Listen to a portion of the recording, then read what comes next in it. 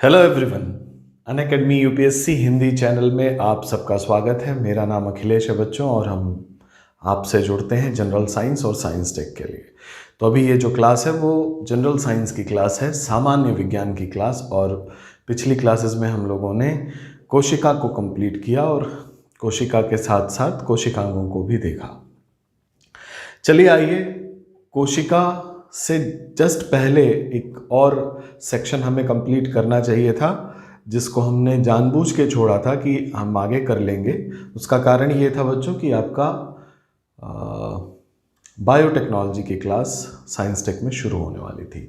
तो आइए हम लोग जो पहला चैप्टर है जीव विज्ञान का, जिसको कहते हैं हम बायोमॉलिक्यूल, जैविक अणु, जिससे पूरी की पूरी कोशिकाओं का निर्माण हुआ है अथवा जिसकी आवश्यकता होती है जीवन के विभिन्न उपापचय क्रियाकलापों में।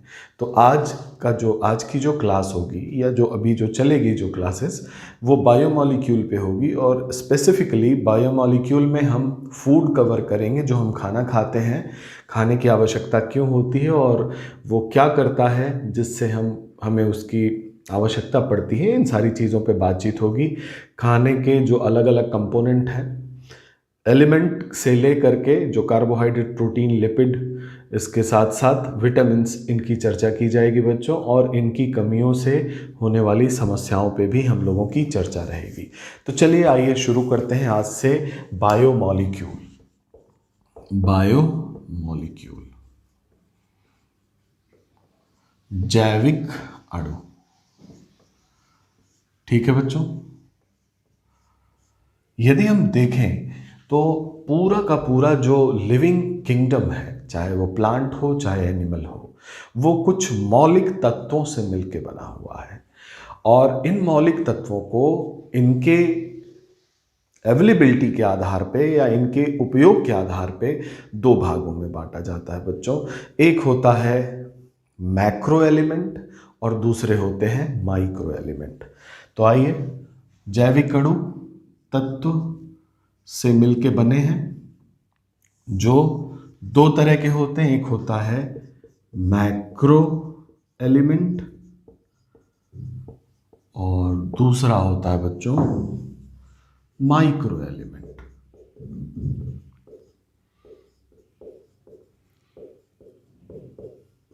ठीक है बच्चों, मैक्रो एलिमेंट जिसकी आवश्यकता अधिक हो, जो लिविंग बीइंग या जो भी जीवित आप ऑर्गेनिज्म देखते हैं, जीव या जंतु या पौधे, उसको बनाने में जिसकी आवश्यकता अधिक पड़ती है वो मैक्रो एलिमेंट कहलाते हैं। और जिनकी आवश्यकता बहुत कम, ट्रेस अमाउंट में पड़ती है, वो माइक्रो एलिमेंट कहलाते हैं।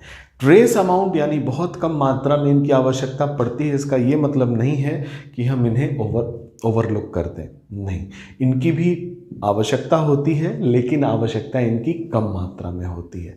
तो they are also essential element. ऐसा नहीं है कि अगर मैं कहूँ कि इनकी ज़्यादा मात्रा होती है इनकी कम, तो आप सोचें कि ये एसेंशियल नहीं है, ये आवश्यक नहीं है। ऐसा नहीं है, ये भी उतने ही आवश्यक हैं जितने ये। तो मैक्रो एलिमेंट जो बृहद तत्व हैं वो कौन कौन से हैं देख लीजिए बच्चों।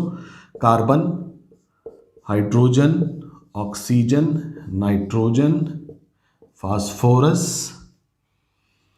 पोटेशियम, कैल्शियम और मैग्नीशियम। ठीक है बच्चों, ये हैं हमारे मैक्रो एलिमेंट। इनके नाम मैं लिख देता हूं यहां। कार्बन, जिसको हम सी से व्यक्त करते हैं, हाइड्रोजन,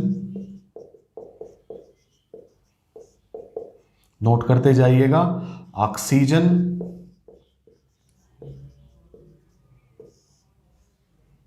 ओ से व्यक्त करते हैं नाइट्रोजन, एन से व्यक्त करते हैं फास्फोरस, जिसे पी से व्यक्त करते हैं पोटेशियम, यानी कि के मैं ये मिटा दे रहा हूं। उसके बाद है कैल्शियम, यानी कि Ca, और मैग्नीशियम। मैग्नीशियम। ठीक है बच्चों, यानी कि Mg। ये क्या है? ये मैक्रो एलिमेंट है, बृहद एलिमेंट है, जिनकी आवश्यकता ज़्यादा होती है, अथवा ये जीवों में इनका जो कंपोजिशन है, जो इनका अनुपात है, वो ज़्यादा है। ठीक है बच्चों। और फिर होते हैं माइक्रो एलिमेंट। माइक्रो एलिमेंट, इनकी आवश्यकता ट्रेस अमाउंट में, अत्यंत कम अमाउंट में होती है, लेकिन होती है। ऐसा नहीं है कि ट्रेस अमाउंट में है तो ये आवश्यक नहीं है, ये अत्यंत आवश्यक तत्व हैं। कौन कौन से? ये देख लीजिए। कॉपर यानी कि तांबा, जिंक,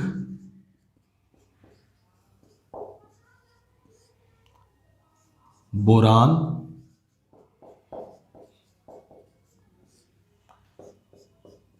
मॉलिब्डेनम,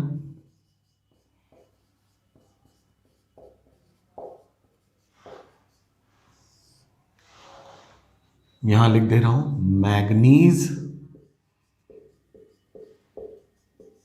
वो मैग्नीशियम था, ये मैग्नीज है,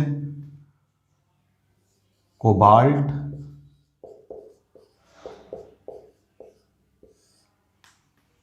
निकिल,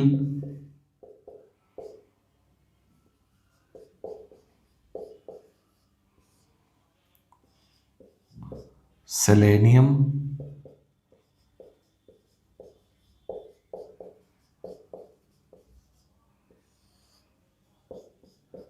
एल्यूमिनियम।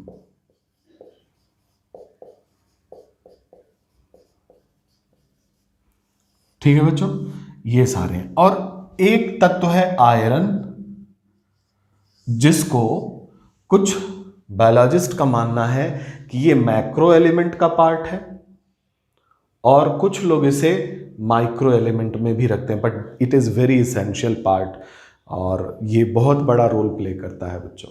तो मैक्रो एलिमेंट और माइक्रो एलिमेंट, कभी कभी इसे मैक्रो के साथ भी रखा जाता है आयरन को, कभी कभी माइक्रो के साथ। ये बच्चों लिस्ट है, आप इन्हें लिस्ट। और आयोडीन, आयोडीन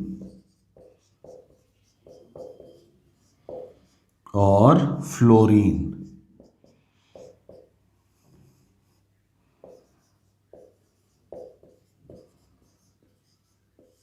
ठीक है बच्चों, आयोडीन, फ्लोरीन, ये क्या है? ये माइक्रो एलिमेंट है। इसको जरा आप इसका स्क्रीनशॉट लीजिए ताकि हम लोग आगे चलते हैं। तो ये जो बायोमॉलिक्यूल बने हुए हैं बच्चों, चाहे वो कार्बोहाइड्रेट हो, प्रोटीन हो, लिपिड हो, वाटर हो, कोई भी विटामिन हो, वो सारे के सारे इन्हीं एलिमेंट्स के बने होते हैं, इन्हीं के जुड़ने से बनते हैं, इन्हीं के सहयोग से बनते हैं। तो ये हमारा जो शरीर है, या किसी भी लिविंग ऑर्गेनिज्म का जो शरीर है, वो इन्हीं तत्वों से मिलके बना हुआ है। मैक्रो, उनका अमाउंट ज़्यादा होगा, माइक्रो एलिमेंट का मतलब है उनका ट्रेस अमाउंट होना चाहिए। ठीक है बच्चों, चलिए आगे देखते हैं। अब ज़रा चर्चा करते हैं अपने फूड की। खाना जो हम खाते हैं, खाना इसलिए खाते हैं ताकि हमें ऊर्जा मिल सके, और फूड, इसको हम इसलिए खाते हैं कि हमें ऊर्जा मिले, पहली बात। दूसरी बात, शरीर का विकास हो, और तीसरी सबसे इंपॉर्टेंट बात, शरीर में कोई टूट फूट होती हो तो उसकी मरम्मत होती रहे। शरीर के टूट फूट की मरम्मत, डैमेज रिपेयर होता रहे, इसके लिए हम भोजन लेते हैं। और हमारे भोजन में मुख्यतः क्या क्या चीजें होती हैं बच्चों? हमारे भोजन में होता है पहले नंबर पे शर्करा, जिसको कहते हैं कार्बोहाइड्रेट। ठीक है बच्चों, दूसरे पे है प्रोटीन, तीसरे पे है वसा, जिसको हम लिपिड भी कहते हैं, लिपिड, फैट। ठीक है बच्चों। चौथे नंबर पे आते हैं मिनरल्स।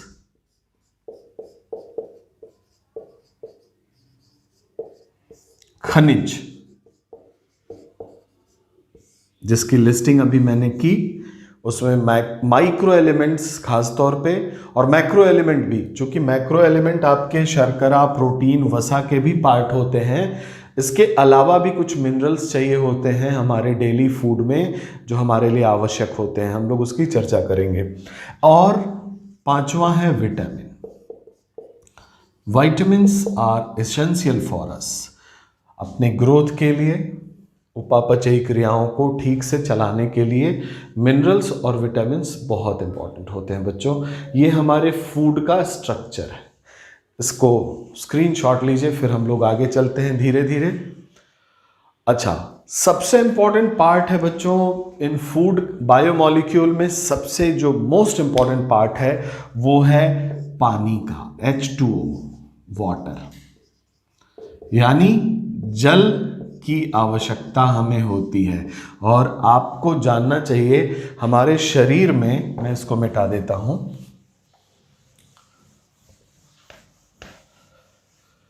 हमारे शरीर का 65% जल है, 65% वाटर।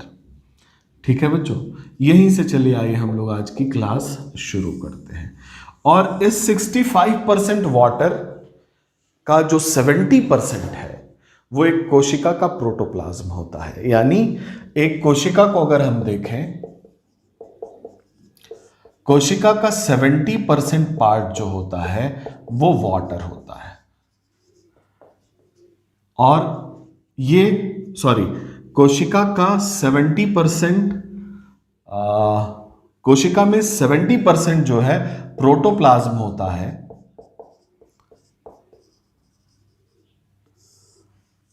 70% जो कि जल का बना होता है। ध्यान रखिएगा बच्चों।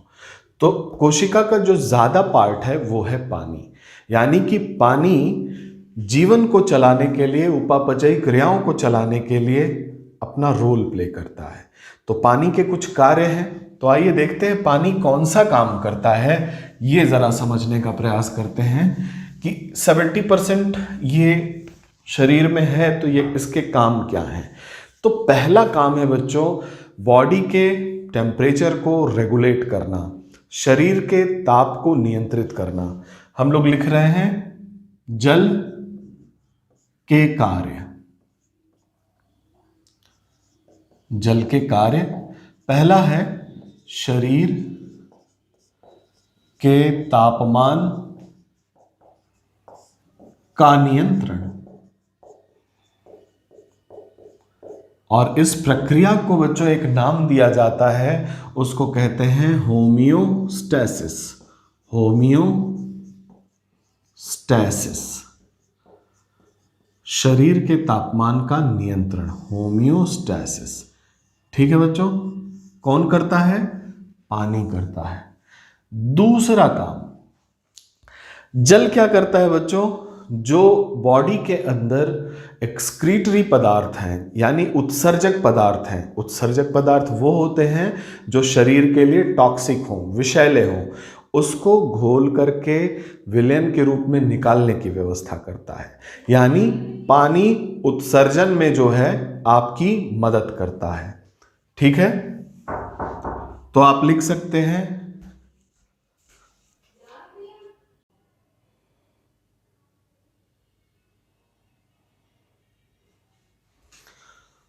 शरीर के तापमान का नियंत्रण, साथ ही साथ उत्सर्जन में सहायक, उत्सर्जन में सहायक। जरा इस बात को देखते हैं, उत्सर्जन में ये क्या सहायता करता है। जो उत्सर्जक पदार्थ होते हैं बच्चों, वो शरीर के लिए विष का कार्य करते हैं। अगर ये बॉडी में रह जाएं तो फिर क्या करेंगे? आप मेटाबॉलिक एक्टिविटी को डिस्टर्ब करेंगे, किडनी को नुकसान पहुंचाएंगे और ऑर्गन फेल्योर जैसी समस्या भी हो सकती है।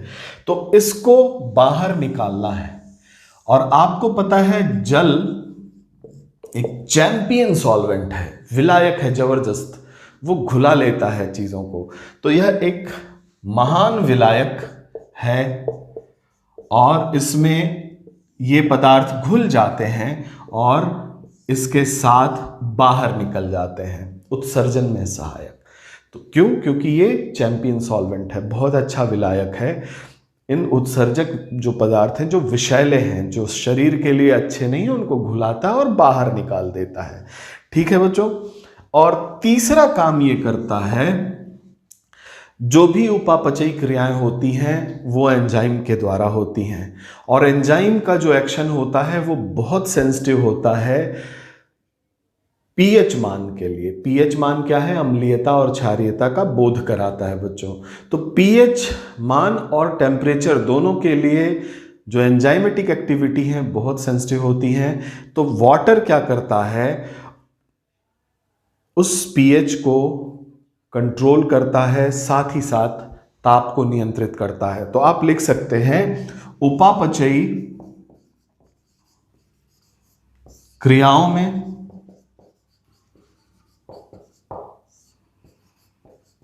सहायक। उपापचयी क्रियाओं में सहायक कैसे बच्चों? एंजाइम के लिए एक ठीक ठीक वातावरण तैयार करना और साथ ही साथ उसके जो अभिक्रिया हो रही है उसके रेट को डिटरमाइन करना, ऐसी अवस्था को क्रिएट करने में। अगर पानी न रहे तो हो सकता है कि ये उपापचयी क्रियाएं उस रफ्तार से न चलें जैसे उन्हें चलना चाहिए। ठीक है बच्चों। आपने देखा होगा कि जैसे ही दस्त होना शुरू होता है और ये प्रक्रिया तेज होती है तो शरीर शिथिल पड़ जाता है और आपने देखा होगा कि पेशेंट को बाहर से इलेक्ट्रोलाइट दिए जाते हैं।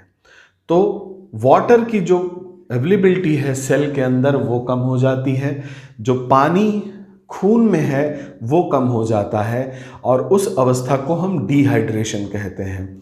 और अगर हम रिहाइड्रेट नहीं करते समय से तो पहले तो खून में से पानी निकल जाएगा, तो खून और गाढ़ा हो जाएगा, जिससे हार्ट को और ज़्यादा काम करना होगा, मुश्किल होगा उसको पंप करने में, हार्ट पे प्रेशर बढ़ता है। साथ ही साथ जो उपापचयी क्रियाएं हैं उनके लिए आवश्यक जल उपलब्ध नहीं होगा तो वो नहीं हो पाएंगी, और अगर रिहाइड्रेट नहीं किया जाता तो आपको पता है ऐसे केस में मृत्यु तक हो जाती है। तो जल का बहुत बड़ा रोल है बच्चों उपापचयी क्रियाओं को सहायता देने में, उसके लिए सहायक होने में और उत्सर्जक पदार्थों को बाहर निकालने में। स्क्रीनशॉट लीजिए, फिर हम लोग आगे बात करते हैं बच्चों।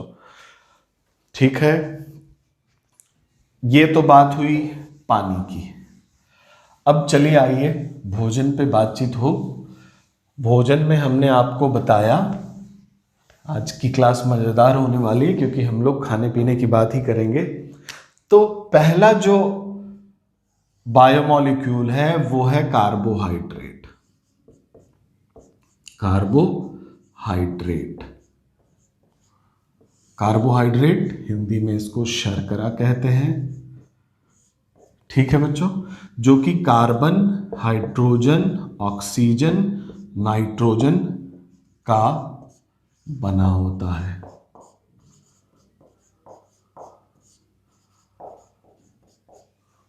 सॉरी, कार्बन, हाइड्रोजन और ऑक्सीजन का बना होता है कार्बोहाइड्रेट, हाइड्रेट्स ऑफ कार्बन। ठीक है बच्चों, और शरीर में यह ऊर्जा का स्रोत होता है, ऊर्जा का स्रोत। इंस्टेंट एनर्जी अगर आपको चाहिए तो कार्बोहाइड्रेट आपको चाहिए होता है। आपने पहले भी सुना था कि ग्लूकोज क्या होता है, श्वसन की प्रक्रिया में यह ग्लूकोज टूट करके एटीपी बनाता है, एडिनोसिन ट्राइफॉस्फेट। ग्लूकोज क्या है बच्चों? कार्बोहाइड्रेट है। एटीपी क्या है? ऊर्जा सिक्का, एनर्जी करेंसी इसको कहते हैं। ठीक है बच्चों, तो हमें जब भी एनर्जी प्राप्त करनी होती है, इंस्टेंट एनर्जी, तो ग्लूकोज से ही एटीपी बनता है। किस प्रक्रिया में? रेस्पिरेशन कहाँ हो रही है? ये माइटोकॉन्ड्रिया के अंदर, इन माइटोकॉन्ड्रिया। ठीक है बच्चों, तभी तो माइटोकॉन्ड्रिया को ऊर्जा गृह कहा जाता है।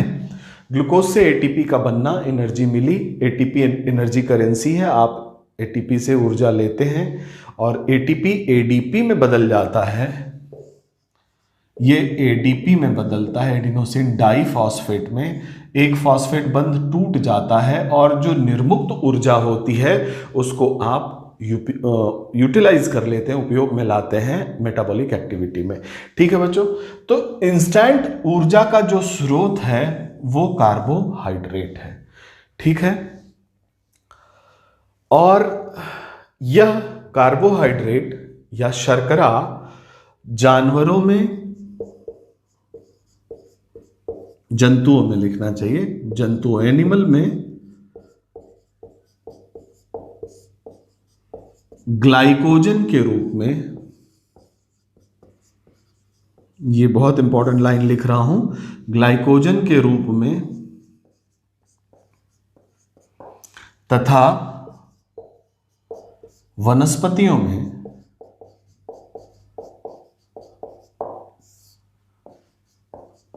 स्टार्च के रूप में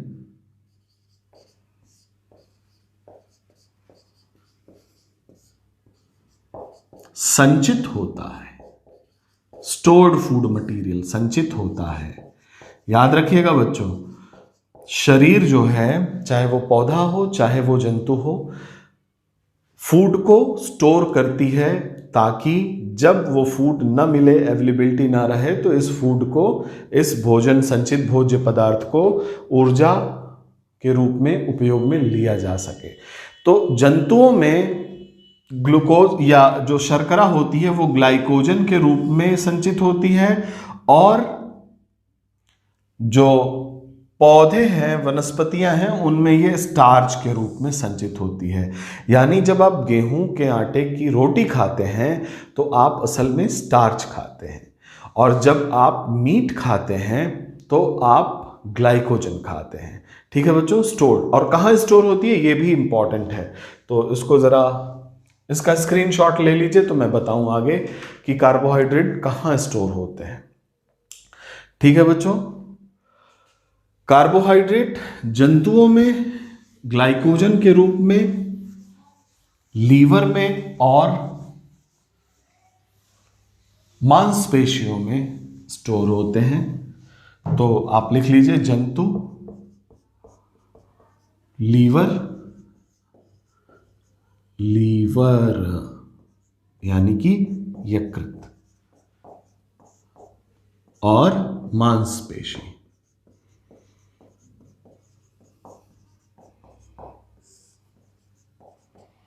जंतुओं में लीवर और मांसपेशियों में क्या स्टोर होता है बच्चों? ग्लाइकोजन। और ग्लाइकोजन बनता किससे है? बन रहा है ये ग्लूकोज से। आपने ग्लूकोज लिया या आपने कोई भी शर्करा ली, और वो शर्करा पहले टूटती है ग्लूकोज में। उसका डाइजेशन जब होता है तो वो शर्करा पहले उसके सबसे छोटे वाले भाई, जिसको मोनोमर कहा जाता है, उसमें टूटती है, मोनोसैकेराइड कहते हैं, और वो होता है ग्लूकोज।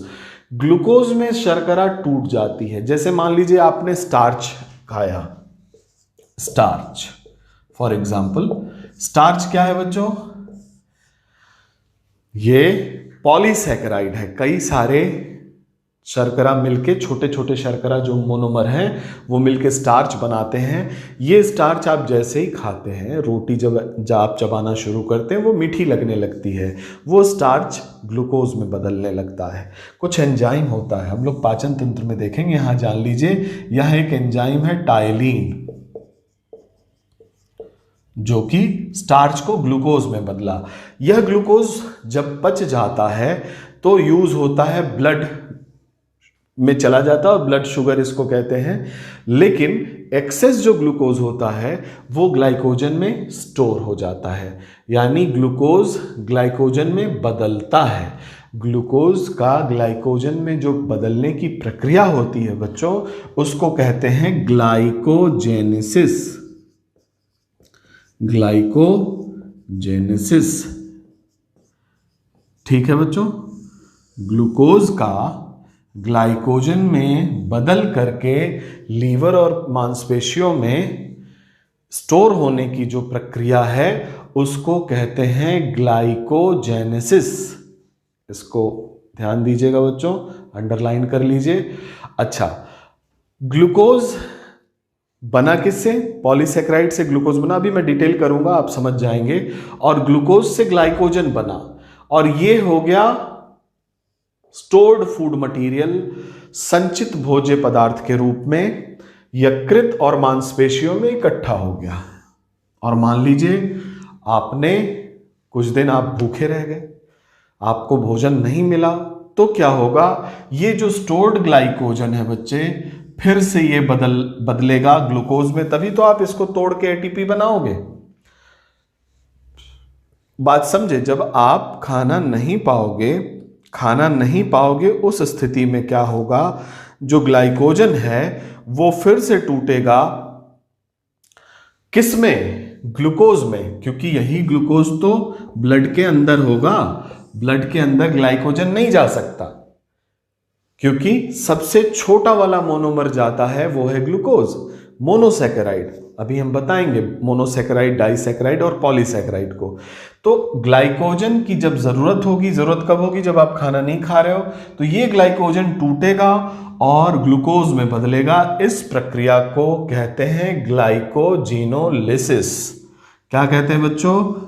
ग्लाइकोजिनोलिसिस। याद रखिएगा, ग्लाइकोजिनोलिसिस। कब होती है ग्लाइकोजिनोलिसिस? ग्लाइकोजिनोलिसिस तब होती है जब आपको एनर्जी की आवश्यकता होती है और आपने खाना नहीं खाया है। तब क्या होता है? जो स्टोर्ड ग्लाइकोजन है, जो संचित भोज्य पदार्थ है यकृत में और मांसपेशियों में, वह तुरंत परिवर्तित होता है ग्लूकोज में, और फिर ये ग्लूकोज पहुंचता है माइटोकॉन्ड्रिया में और एटीपी में बदला जाता है। ठीक है बच्चों, तो इस प्रक्रिया को कहेंगे ग्लाइकोजिनोलिसिस। देखिए दोनों टंग ट्विस्टर हैं। Glycogenesis, genesis of glycogen from glucose is called as glycogenesis, और ये यकृत में जाकर के स्टोर हो जाता है। एंड लाइसिस ऑफ ग्लाइकोजन, यानी ग्लाइकोजन का टूटना into glucose, is called as glycogenolysis. ठीक है बच्चों, कब होती है प्रक्रिया? जब खाना नहीं मिलता है, स्टारवेशन में आप हैं, शरीर को ऊर्जा की जरूरत है, ऊर्जा मिलेगी आपको ग्लूकोज से, तब ये ग्लाइकोजन फटाफट ग्लूकोज में बदलता है और आपको ऊर्जा देता है। ठीक है बच्चों, तो जंतुओं में लीवर में ये स्टोर्ड होता है। इसका स्क्रीनशॉट लीजिए, फिर जरा हम लोग देखें पौधों में क्या हालत होती है इनकी। ठीक है बच्चों, पौधे में, वनस्पतियों में ग्लूकोज या शर्करा जो स्टोर्ड होती है वो स्टार्च के रूप में होती है। ठीक है बच्चों, अगेन ये ग्लूकोज स्टार्च के रूप में बदलता है, और ये starch stored food material, stored food के रूप में पौधों में होती है। स्टोर्ड फूड मटेरियल के रूप में, संचित भोज्य पदार्थ के रूप में, यही शब्द मैं भूल गया था, संचित भोज्य पदार्थ। अब जरा मेरा एक सवाल है, ये पौधे जो होते हैं वो ग्लूकोज कहां से लेते हैं? पता है आप सबको? जरूर पता होना चाहिए बच्चों। पौधे क्या करते हैं? कार्बन डाइऑक्साइड वायुमंडल से लेते हैं और सूर्य के प्रकाश में क्लोरोफिल की सहायता से ग्लूकोज बनाते हैं। सूर्य के प्रकाश में क्लोरोफिल की सहायता से ग्लूकोज बनाते हैं, और इस प्रक्रिया को कहा जाता है प्रकाश संश्लेषण। प्रकाश संश्लेषण। ठीक है बच्चों, फोटो फोटोसिंथेसिस।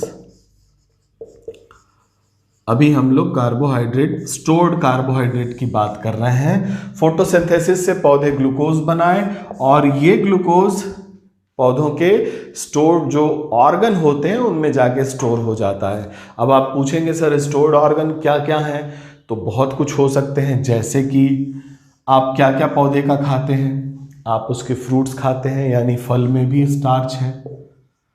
आप उसके बीज खाते हैं यानी बीज में भी स्टार्च है। आप कभी कभी तना खाते हैं जैसे कि आलू, आलू तना है। बीज आप सीरियल्स जो भी गेहूं है, धान है, इसके बीज आप खाते हैं। फल जो भी फ्रूट्स हैं उसमें आपको मिलेगा स्टोर्ड फूड मटेरियल। जड़ों में मिलता है, जड़ों में स्टार्च। और भी जो भाग होते हैं, पत्तियों में भी कुछ स्टार्च मिलता है बट उसमें बहुत कम होता है। लेकिन फल, बीज, तना और जड़, इनमें स्टार्च जाके संचित हो जाता है। और आप जब हम लोग बॉटनी पढ़ेंगे तो उसमें हम लोग देखेंगे कि कुछ जड़ और तना के रूपांतरण हैं जिसको हम लोग खाते हैं और हम लोग कंफ्यूज रहते हैं मूली, अदरक, आलू और गाजर में, शलजम में कि ये है क्या। तो वहाँ हम लोग देखेंगे बच्चों। बट ये क्या है, ये स्टोर्ड ऑर्गन है, स्टोरेज ऑर्गन है जहाँ पे ग्लूकोज स्टार्च में बदल के संचित रहता है। तो अगर प्रश्न ये आए कि पौधों में शर्करा किस रूप में भोज्य पदार्थ के रूप में संचित होती है, उत्तर होगा स्टार्च। कहाँ होती है, तो ये सारे ऑर्गन हैं। अगर यही प्रश्न जंतुओं के लिए आए तो भोज्य पदार्थ के रूप में ग्लाइकोजन के रूप में संचित होता है। और होता कहाँ है बच्चों, लिवर में और मांसपेशियों में। ठीक है, ये बात आपको समझ में आ गई होगी। कार्बोहाइड्रेट ये संचित भोज्य पदार्थ के रूप में भी होते हैं, बहुत सारे काम करते हैं बच्चों कार्बोहाइड्रेट। सिर्फ संचित भोज्य पदार्थ ही नहीं, इंसेक्ट के एक्सोस्केलेटन ये बनाते हैं, हम लोग आगे देखेंगे। अब जरा चलिए इनके क्लासिफिकेशन को देखते हैं, वर्गीकरण को देखते हैं। तो आइए देखें, शर्करा को वर्गीकृत किया गया है और इसको 3 भागों में वर्गीकृत किया गया है। शर्करा यानी कि कार्बोहाइड्रेट, और वो कौन कौन से भाग हैं कार्बोहाइड्रेट। पहला है बच्चों मोनोसैकेराइड, हिंदी में आप लिख लें मोनोसैकेराइड।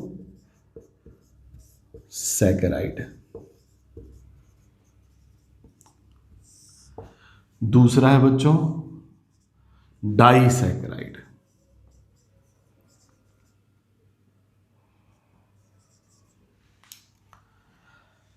और तीसरा है बच्चों पॉलीसैकेराइड।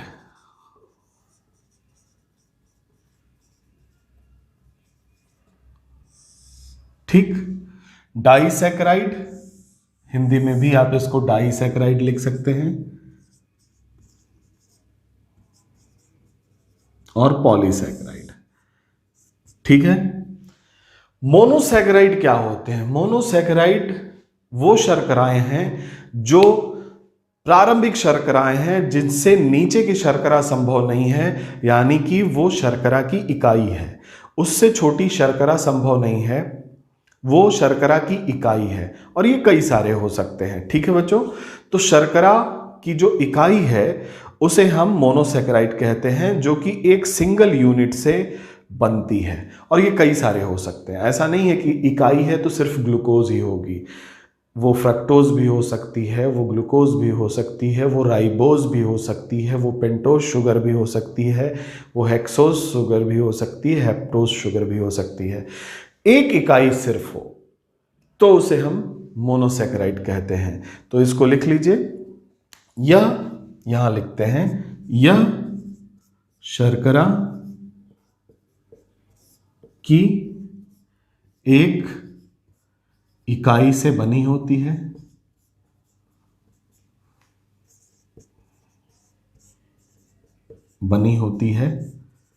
जैसे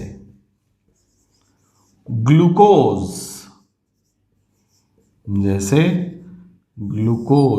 ग्लूकोज को हम और क्या कहते हैं बच्चों? कॉमन भाषा में ग्लूकोज को हम कहते हैं ब्लड शुगर। ठीक है बच्चों, ब्लड शुगर यानी जो खून के अंदर शर्करा है वो है ग्लूकोज। दूसरा एग्जाम्पल है फ्रक्टोज। फ्रक्टोज लिखते हैं जा, इसको हम और क्या कहते हैं? फ्रूट शुगर, यानी ये फलों में मिलने वाली शर्करा है, फ्रूट शुगर। ठीक है बच्चों, ग्लूकोज और फ्रक्टोज। अच्छा, यहीं जरा सुन लीजिए मेरी बात। जो लोग डायबिटीज के पेशेंट होते हैं उनको कहा जाता है आप चीनी सीधे सीधे मत खाइए। चीनी आप खाएंगे आपका ग्लूकोज लेवल बढ़ेगा, लेकिन उन्हें फल खाने की पाबंदी उतनी नहीं होती, अमाउंट इसका भी रेस्ट्रिक्टेड है। उन्हें फ्रक्टोज खाने दिया जाता है, ग्लूकोज नहीं खाने दिया जाता। कारण क्या होता है बच्चों? क्योंकि ग्लूकोज जैसे ही खाते हैं ये ब्लड में जाके घुल जाता है और ब्लड शुगर को बढ़ा देता है, जबकि फ्रक्टोज ब्लड शुगर नहीं बढ़ाता क्योंकि वो ब्लड में नहीं घुलता और वो डाइजेस्टिव सिस्टम से बाहर निकल जाता है। इसीलिए फल खाने से शुगर कम बढ़ता है, बढ़ता तो है ही क्योंकि हर शर्करा जो है ब्लड शुगर बढ़ा सकती है, लेकिन ग्लूकोज खाने से तुरंत ब्लड शुगर बढ़ जाता है। तो ये है मोनोसैकेराइड, शर्करा की एक इकाई से बनी होती है। ग्लूकोज शुगर हो गया, फ्रक्टोज शुगर हो गया, राइबोज शुगर हो गया। राइबोज तो पढ़ा है आपने, राइबोज आरएनए में राइबोज शुगर हो गया, डीऑक्सी राइबोज शुगर हो गया। ये सारे क्या है बच्चों? मोनोसैकेराइड हैं, डीऑक्सी राइबोज शुगर। ठीक है बच्चों, ये है मोनोसैकेराइड, ग्लूकोज, फ्रक्टोज, राइबोज इत्यादि। अब जरा चलते हैं डाइसैकेराइड क्या है, इसका स्क्रीनशॉट लीजिए तो हम लोग डाइसैकेराइड पे चर्चा करें। डाइसैकेराइड जो होते हैं बच्चों वो दो मोनोमर के बने होते हैं। They are made up of two monomer. हम लोग डाइसैकेराइड की बात कर रहे हैं। ये दो मोनोसैकेराइड के बने होते हैं, मोनोसैकेराइड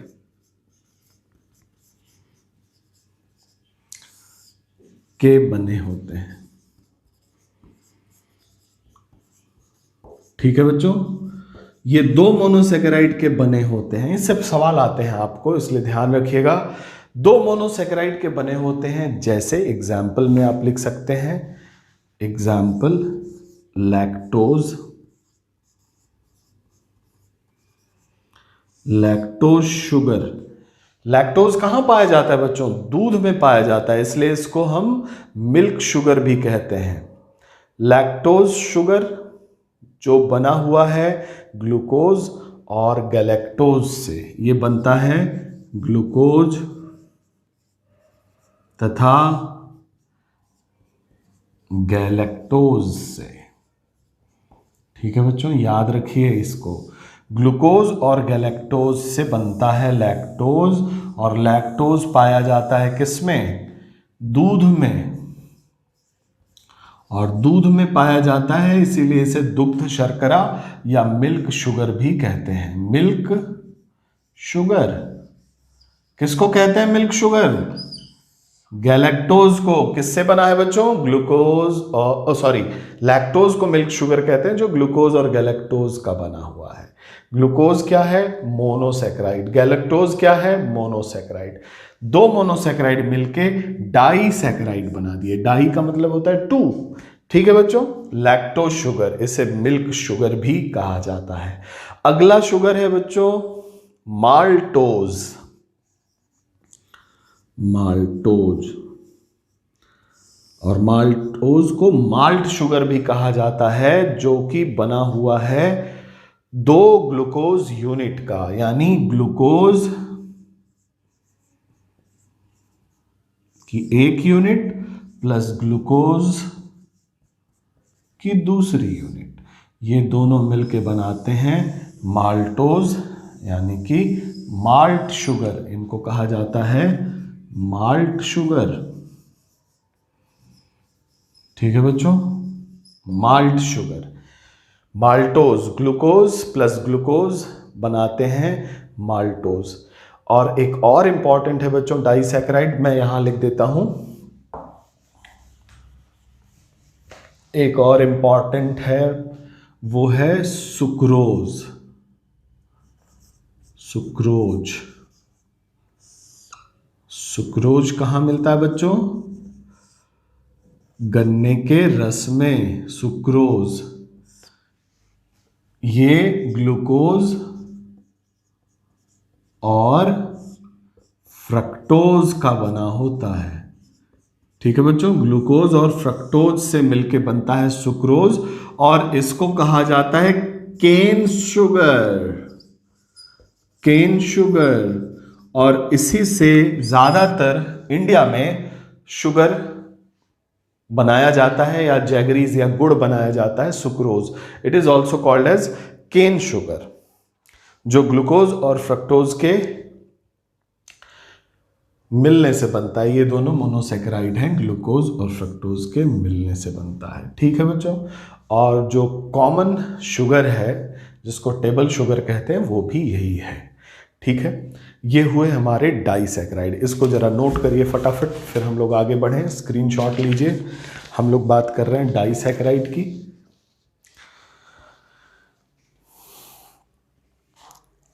और तीसरा जो है वो बच्चों पॉलीसैकेराइड है। पॉलीसैकेराइड को नाम से ही स्पष्ट है, इसमें कई सारे यूनिट होंगे, पॉली यूनिट्स ऑफ मोनोसैकेराइड। और पॉलीसैकेराइड को एक और नाम से पुकारा जाता है, उसको कहते हैं ओलिगोसैकेराइड। पेन बदल लेते हैं जरा, देखा जाए ओलिगोसैकेराइड क्या है। ठीक है बच्चों, पॉलीसैकेराइड, ओलिगोसैकेराइड। ठीक है बच्चों, साधारण सी परिभाषा है कि ये मल्टीपल यूनिट है। मोनोसैकेराइड की कई सारी यूनिट मिलकर के पॉलीसैकेराइड या ओलिगोसैकेराइड बनाते हैं। तो आप लिख सकते हैं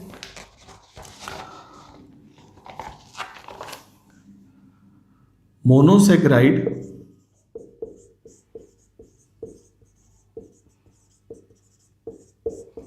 की कई इकाइयां मिलकर पॉलीसैकेराइड बनाती हैं। ठीक है बच्चों, पॉलीसैकेराइड बनाती हैं। एग्जाम्पल बहुत इंपॉर्टेंट है। एग्जाम्पल, पहला एग्जाम्पल है सेल्यूलोज।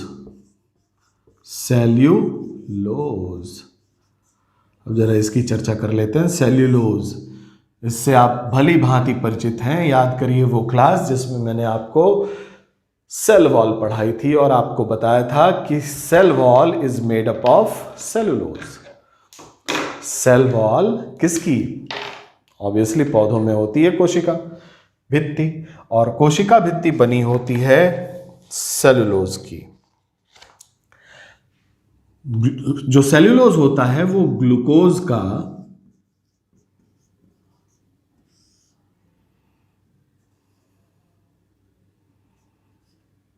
पॉलीमर है। पॉलीमर क्या है बच्चों? कई सारे मोनोमर मिलकर के पॉलीमर बनाते हैं, यानी ग्लूकोज की कई सारी यूनिट मिलकर के सेल्यूलोज बनाती है। ग्लूकोज का पॉलीमर है, यानी सुक्रोज क्या है? ग्लूकोज का पॉलीमर है। लेकिन सुक्रोज को हम डाइजेस्ट नहीं कर पाते, ह्यूमन बीइंग डाइजेस्ट नहीं कर पाते, नहीं पचा पाते, और ये खाने में अनडाइजेस्टेड ही निकल जाता है बाहर, इसलिए ये रफेज का काम करता है। इसलिए डॉक्टर जिसको कॉन्स्टिपेशन है, पेट की दिक्कत है, उसके लिए सलाह देते हैं कि आप अपने खाने में सलाद का उपयोग करें, ग्रीन लीफी वेजिटेबल खाएं। तो ग्रीन लीफी वेजिटेबल में जो मिनरल हैं वो तो हमें मिल जाते हैं बच्चों, लेकिन जो उसका सेलुलोज है वो नहीं पचता हमारे पेट में और वो एज इट इज निकल जाता है, जो कि रफेज का काम करता है, जिससे पेट साफ होता है। तो सेलुलोज का पाचन हमारे शरीर में नहीं होता, याद रखिएगा, ये नोट कर लीजिए। सेलुलोज का पाचन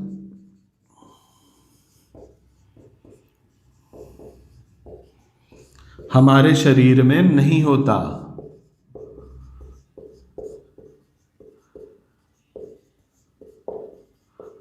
ठीक है बच्चों, ये प्रश्न था कि इनमें से किन शर्करा का पाचन मनुष्य के पाचन तंत्र में नहीं होता। उत्तर है सेलुलोज।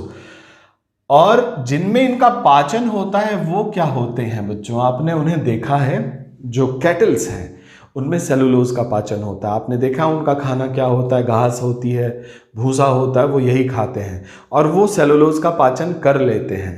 पता है कैसे करते हैं? रूमिनेटिंग एनिमल। यहां लिख लीजिए दूसरा पॉइंट कि रूमिनेटिंग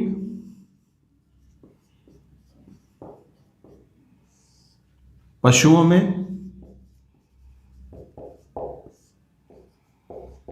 सेल्यूलोज का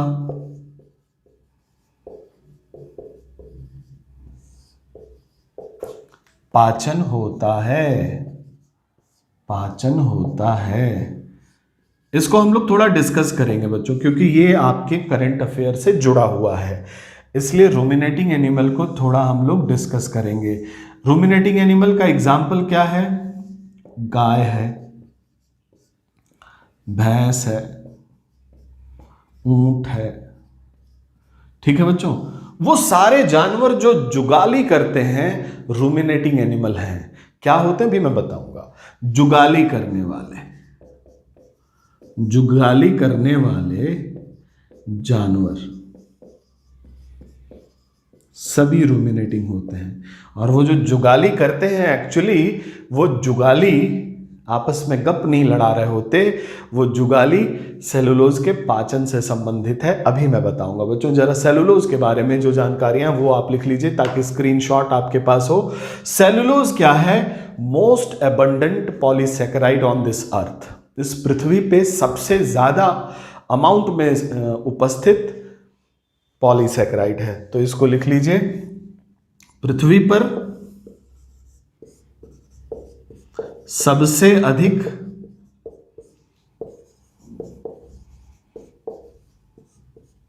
मात्रा में उपस्थित पॉलीसेकेराइड। ठीक है बच्चों, पृथ्वी पर सबसे अधिक मात्रा में उपस्थित पॉलीसेकेराइड है सेलुलोज। और सेलुलोज क्यों है सबसे अधिक? क्योंकि ये प्लांट की कोशिका भित्ति बनाता है।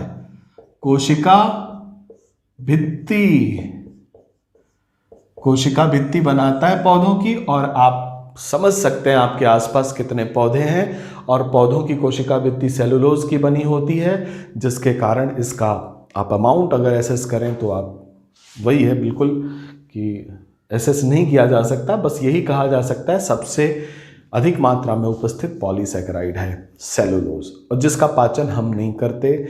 हम क्यों नहीं करते ये भी मैं बताऊंगा। और पहले करते थे, अब नहीं करते, विकास के क्रम में वो करना हमने छोड़ दिया। तो आइए इसको देखते हैं। ये इसका स्क्रीनशॉट लीजिए, फिर हम लोग जरा रूमिनेटिंग पशुओं के बारे में चर्चा करेंगे और बात करेंगे कि रूमिनेटिंग पशुओं में सेलुलोज का पाचन होता है, कैसे होता है, आपको एक आइडिया होना चाहिए। और चूंकि वो रूमिनेटिंग एनिमल डेयरी इंडस्ट्री के जो जानवर हैं वो मीथेन प्रोड्यूस करते हैं बच्चों, इसलिए ग्लोबल वार्मिंग का एक कंसर्न उनसे जुड़ा हुआ है और जो यूपीएससी के लिए इंपॉर्टेंट हो जाता है। तो रूमिनेटिंग एनिमल क्या है इसको देखते हैं। रूमिनेटिंग एनिमल, रूमिनेटिंग एनिमल क्या होता है? इनका जब डाइजेस्टिव सिस्टम देखेंगे तो इसमें एक अलग से चैम्बर होता है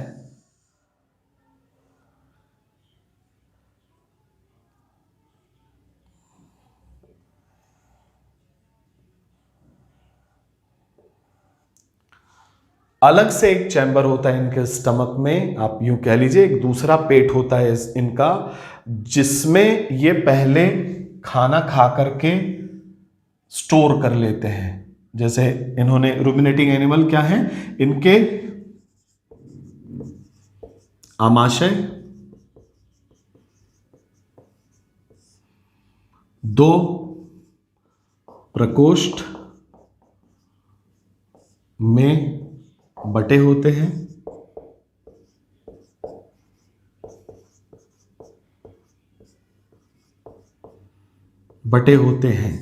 एक होता है ओमैसम और दूसरा होता है एबोमैसम।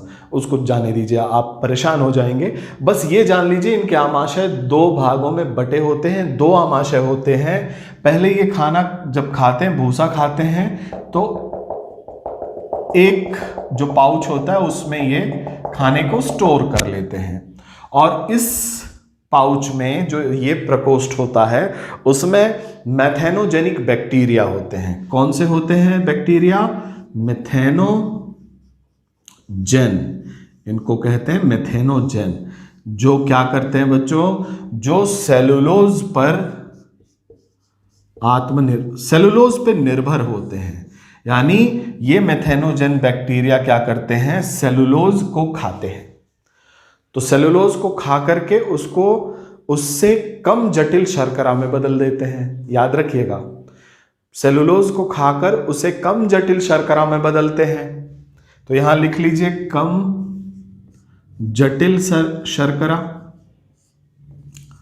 जो कि पॉलीसैकेराइड भी हो सकती है, डाइसैकेराइड हो सकती है, ट्राइसैकेराइड हो सकती है, मोनोसैकेराइड हो सकता है। ठीक है बच्चों।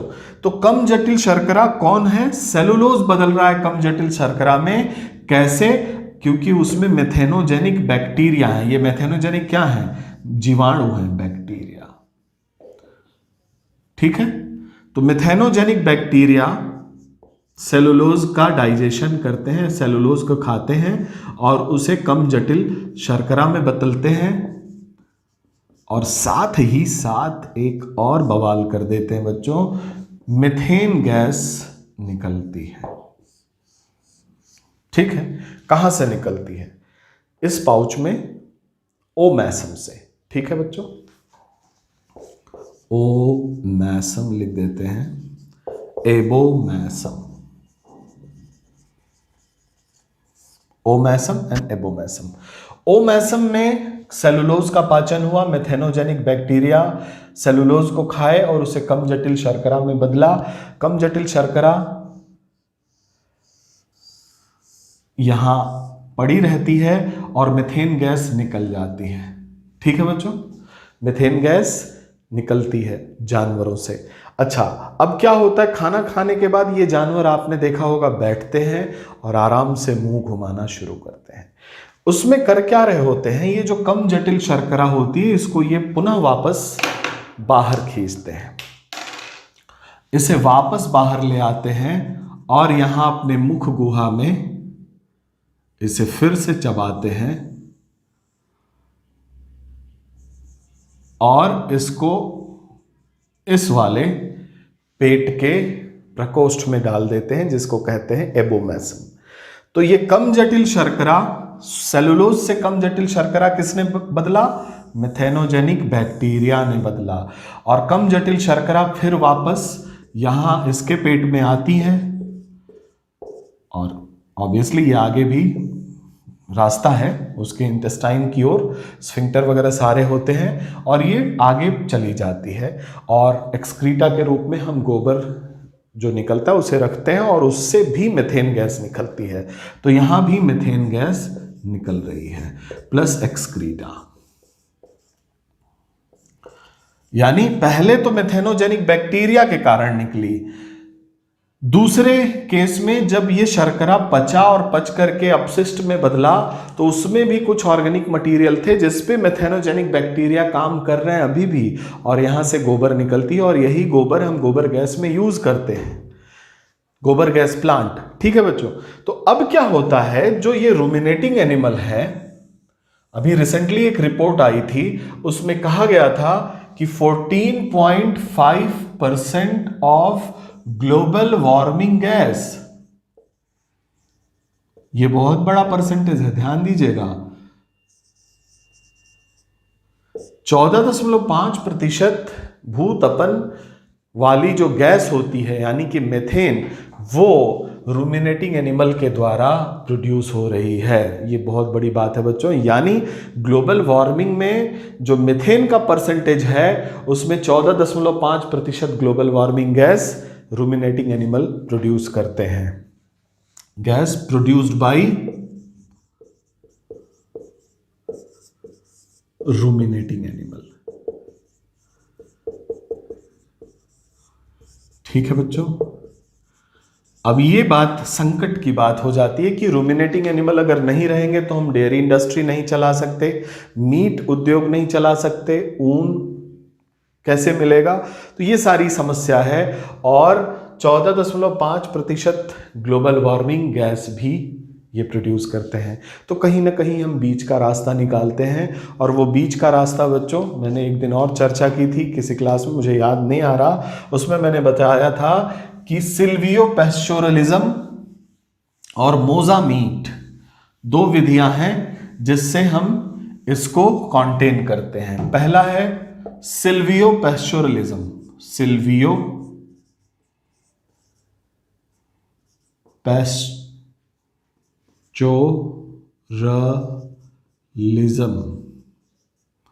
सिल्वियो पैस्चोरलिज्म। इसमें क्या करते हैं बच्चों, जो ग्रासलैंड है या ग्रेजिंग लैंड जो है जहां ये चरते हैं उसमें हम बड़े बड़े ट्रीज लगा देते हैं, बड़े बड़े पेड़ लगा देते हैं, तो plus trees, silvopastoralism, grazing land plus trees. और दूसरा है मोजा मीट, मोजा मीट। ये मीट बच्चों टिश्यू कल्चर टेक्निक से तैयार हुआ मीट है, जो कि जानवर के मीट जैसा ही होता है, बिल्कुल टेस्ट वैसा आता है, लेकिन उसमें किसी भी जानवर को मारने की जरूरत नहीं पड़ती। यानी मीट का सोर्स आपने बदल दिया। दैट मीन्स कि अगर रूमिनेटिंग एनिमल को हम कम भी कर दें, जिनको हम मीट के लिए प्रोड्यूस करते हैं, तो हम मोजा मीट से उस इंडस्ट्री को सस्टेन कर सकते हैं। तो मोजा मीट के बारे में लिख लीजिए, अभी फिलहाल लिखिए कि ऊतक संवर्धन से तैयार मांस, जो कि ऊतक संवर्धन से तैयार है, जो किसी रूमिनेटिंग एनिमल को काट करके नहीं बना है। तो हम अगर ये दो चीज करते हैं, तो एक तो रूमिनेटिंग एनिमल जिनको हम मांस के लिए यूज करते हैं, अगर उनको हम न ग्रो करें तब भी काम चलेगा। दूसरा, ग्रेजिंग लैंड में अगर ट्री लगा दें, सिल्वियो पैस्चोरलिज्म, उससे होगा क्या, रूमिनेटिंग एनिमल CH4 तो निकालेगा, इसको हम नहीं रोक पाएंगे, लेकिन इससे निकलने वाली कार्बन डाइऑक्साइड को हम फोटोसिंथेसिस के थ्रू ट्रैप कर सकते हैं, यानी कार्बन सिक्वेस्टरिंग कर सकते हैं बाय सिक्वेस्टरिंग कार्बन डाइऑक्साइड। ठीक है बच्चों, हम लोग सेलुलोज पढ़ रहे थे और रूमिनेटिंग एनिमल की चर्चा हुई, और रूमिनेटिंग एनिमल से ये बातें जो आपको मैंने बताई ये करंट इशू में है, इसको ध्यान में रखिएगा बच्चों। फटाफट स्क्रीनशॉट लीजिए और हम लोग फिर आगे बढ़ते हैं। तो रूमिनेटिंग एनिमल क्या करते हैं, जुगाली करते हैं। उनके एक पेट के पार्ट में जो सेलुलोज होता है उसको पचाया जाता है। पचाने के लिए मेथेनोजेनिक बैक्टीरिया ये कार्य करते हैं, और मेथेनोजेनिक बैक्टीरिया जब सेलुलोज को उसके छोटे कार्बोहाइड्रेट में बदल देते हैं, सिंपलर फॉर्म में बदल देते हैं, तो फिर से ये रूमिनेटिंग एनिमल उन्हें वापस खींचते हैं जुगाली करते हुए और दूसरे पेट में डाल लेते हैं, जहाँ पे सामान्य प्रक्रिया के माध्यम से वो शर्करा पचा ली जाती है। ठीक है बच्चों, इस प्रक्रिया में यहाँ भी मेथेनोजेनिक बैक्टीरिया हैं जिससे मेथेन निकलती है, और इनके अपशिष्ट से भी मेथेन निकलती है। तो जो अपशिष्ट है उसके मेथेन को हम यूज़ कर सकते हैं गोबर गैस प्लांट में।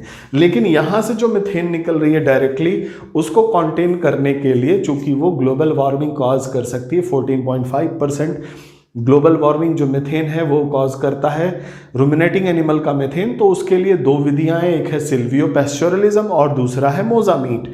सिल्वियो पैस्चोरलिज्म में उनका जो चरने का स्थान होता है, चूंकि वहाँ घास होती है, बहुत बड़ा जगह है, तो उस चरने के घास के मैदान में हम बड़े ट्रीज जो बड़े होते हैं, विशाल काय होते हैं, कैरिज्मेटिक स्पीसीज जो होती है, उनको लगा सकते हैं।